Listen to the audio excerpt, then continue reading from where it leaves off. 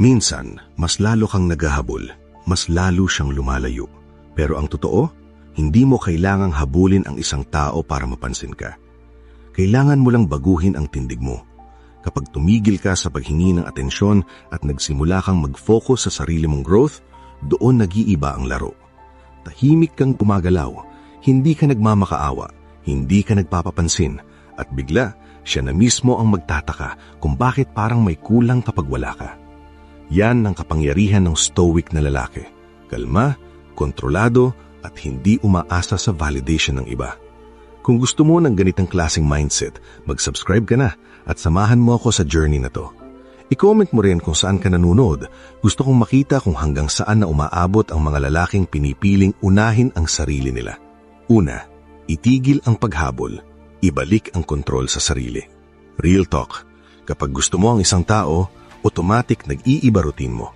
Mas mabilis ka mag-reply, mas madalas mong chinecheck kung online siya. Minsan pati mood mo nakadepende kung may chat ba o wala.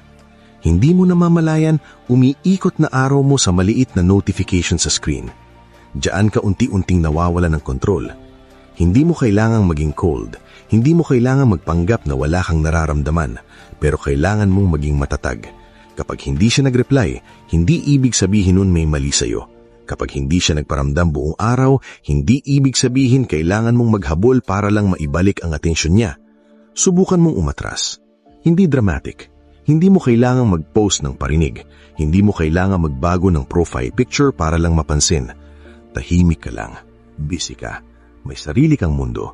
May mga bagay kang inaayos. Career, katawan, pamilya, pangarap. Kapag sanay ang isang tao na lagi kang nandyan, nagiging normal ka. At kapag naging normal ka, nawawala ang excitement. Pero kapag naramdaman niyang hindi ka na predictable, hindi ka na laging available, doon siya mapapaisip. Anong ginagawa niya? Bakit parang hindi na siya gaanong ka-present? Hindi mo kailangang manipulahin. Kailangan mo lang ibalik ang focus sa kung ano talaga ang dapat mong inuuna, ang sarili mo. Kung Gen Z ka na lumaki sa instant replies at scene zones, mas mahirap to. Kasi parang lahat kailangan mabilis. Kapag 10 minutes walang sangot, feeling mo may problema na. Pero kung adult ka naman na pagod na sa mixed signals at half-effort connections, alam mong mas mahalaga ang peace kaysa hilig. Ang totoo, pareho lang ang prinsipyo. Kapag masyado kang naghahabol, bumababa ang value mo sa sarili mong paningin. Ramdam mo yun, nawawala ang confidence mo. Mas nagiging anxious ka, mas nag-o-overthink ka. At habang ginagawa mo yun, mas lalo kang nawawalan ng natural na dating. Ang lalaking may kontrol sa sarili, hindi nagmamadali. Hindi siya nagbibig ng oras, hindi siya nagmamakaawa ng atensyon. Kung gusto siyang kausap, nandyan siya. Kung hindi, may iba siyang ginagawa. Simple. Subukan mong mag-focus sa growth mo for the next 30 days. Ayusin mo tulog mo, mag-workout ka kahit ayaw mo, magbasa ka, ayusin mo finances mo, gumawa ka ng bagay na hindi connected sa kanya. At kapag kausap mo siya, relaxed ka lang. Hindi ka nagmamadali, hindi ka desperado. Mapapansin mo ang difference. Hindi dahil may teknik kang ginagawa, kundi dahil iba na ang energy mo. May sariling direksyon, may sariling mundo, at ang taong may direksyon, natural na hinahabol. Hindi mo kailangang ipilit ang presensya mo sa buhay ng kahit sino. Ang tamang tao, lalapit kapag nakita niyang hindi ka na naghahabol, kundi umaangat. Pangalawa, palalimin ang buhay mo, maging abala sa mga bagay na may bigat. Ito ang hindi masyadong napag-uusapan. Hindi sapat na tumigil ka lang sa paghabol. Kailangan may papalit doon sa oras at energy na dati mong inuubos sa kanya. Kasi kung wala, babalik at babalik ka sa dati. Kapag wala kang sariling misyon, madaling gawing sentro ng mundo ang isang tao. Kapag wala kang malinaw na direksyon, kahit maliit na atensyon lang mula sa kanya, parang jackpot na. Pero kapag may bilang perspective, isipin mo to.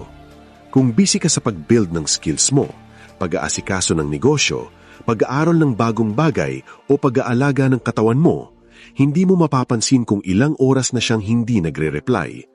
Hindi dahil wala kang pakialam, kundi dahil may mas mahalaga kang ginagawa. At yun ang attractive.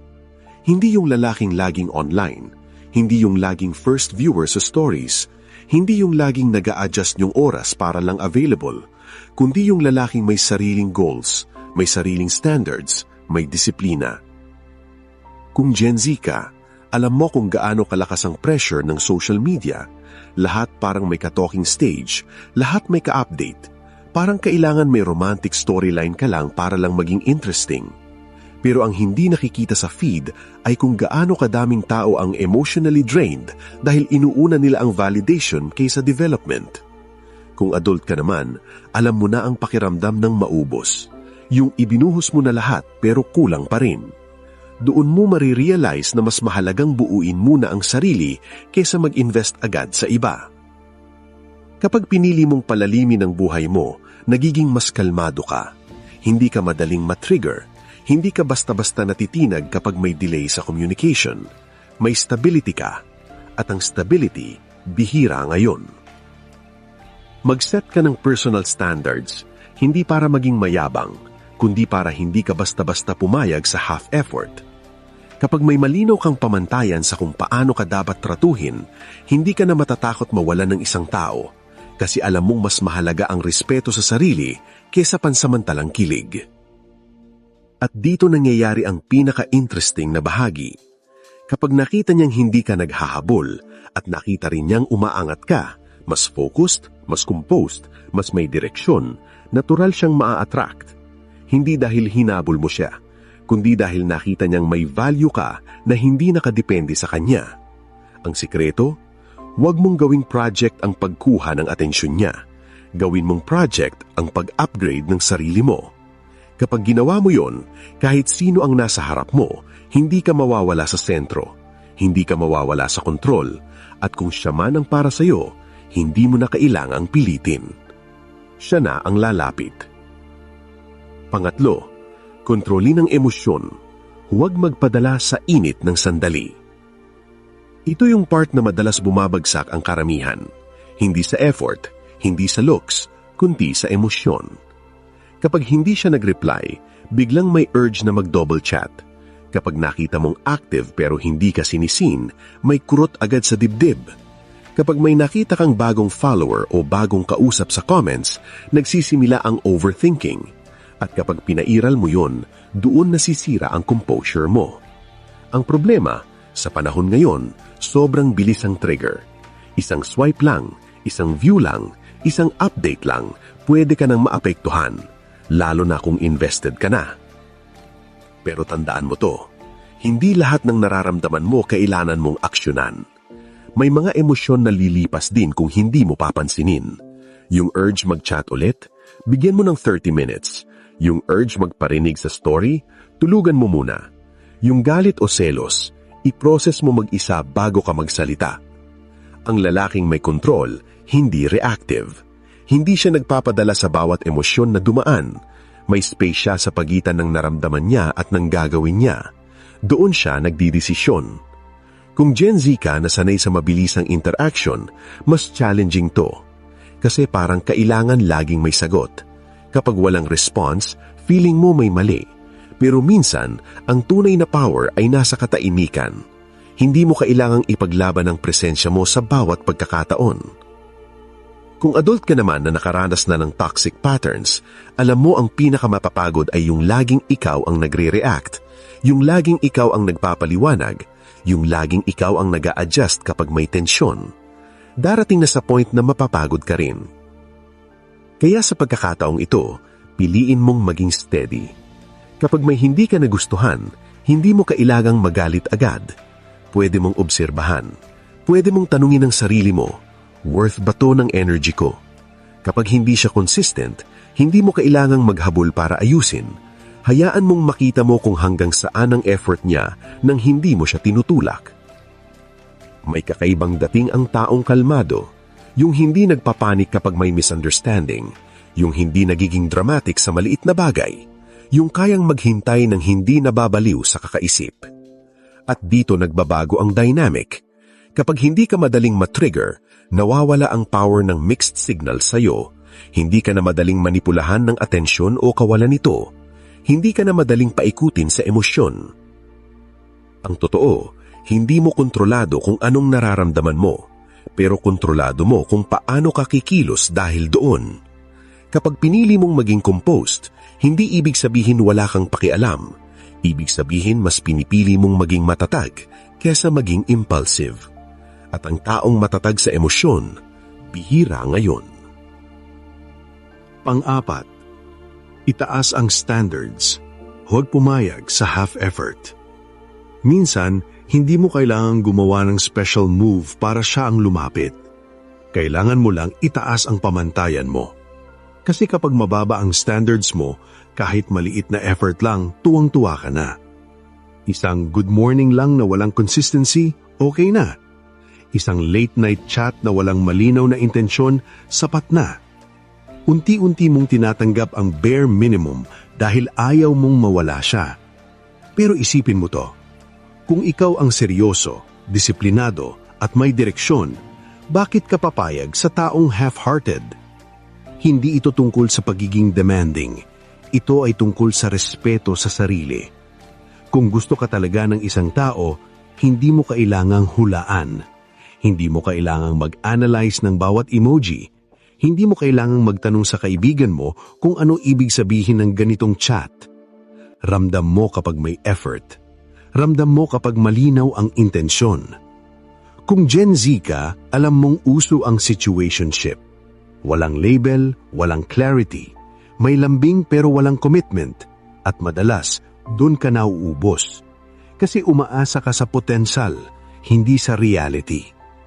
Kung adult ka naman, mas maiintindihan mo ito sa level ng boundaries. Hindi mo kailangang i-broadcast lahat ng plano mo. Hindi mo kailangang mag-report ng bawat ginagawa mo. May sarili kang mundo na hindi umiikot sa romantic interest mo. Ang misteryo ay hindi pagiging cold. Ito ay pagpapanatili ng depth.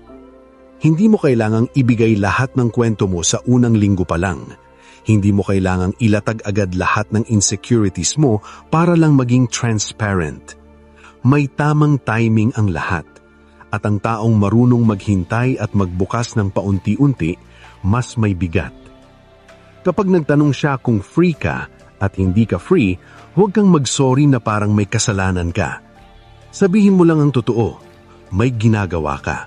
May inaasikaso ka. At totoo naman dapat yon. Hindi ka nag-iimbento ng dahilan.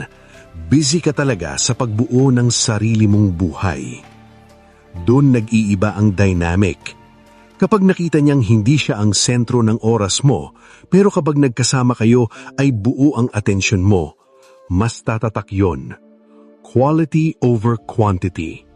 Hindi palaging magkausap, pero kapag nag-uusap, may laman. Hindi palaging magkasama, pero kapag nagkita, may spark. Maging lalaking hindi madaling basahin. Hindi dahil may tinatago, kundi dahil may lalim ka. May layer ka na hindi agad na i-explore at ang mga bagay na may lalim hindi madaling pagsawaan. Ang totoo, kapag hindi ka madaling makuha, mas nirerespeto ka. Hindi dahil nagpapahabol ka, kundi dahil malinaw na may value ang oras at energy mo. At kapag naramdaman niyang hindi basta-basta nahuhulog sa kahit anong atensyon, mas magiging intentional din siya, mas magsisikap, mas magiging present. Hindi mo kailangang sabihin na haburin mo ako. Ipakita mo lang na hindi ka madaling kunin. Pang-anim, tanggapin ang kahit anong resulta. Doon nanggagaling ang tunay na lakas. Ito ang pinakamahirap pero pinakamakapangyarihan sa lahat. Pwede mong gawin ang lahat. Ayusin ang sarili mo. Itaas ang standards mo. Kontrolin ang emosyon mo. Maging misteryoso at composed. Pero sa dulo ng araw, may isang bagay ka pa ring hindi kontrolado. Ang desisyon niya. At kailangan mong tanggapin iyon. Kapag ang goal mo lang ay siya ang lalapit, madali kang ma-frustrate kapag hindi nangyari agad. Pero kapag ang goal mo ay maging mas mabuting bersyon ng sarili mo, kahit anong outcome, panalo ka.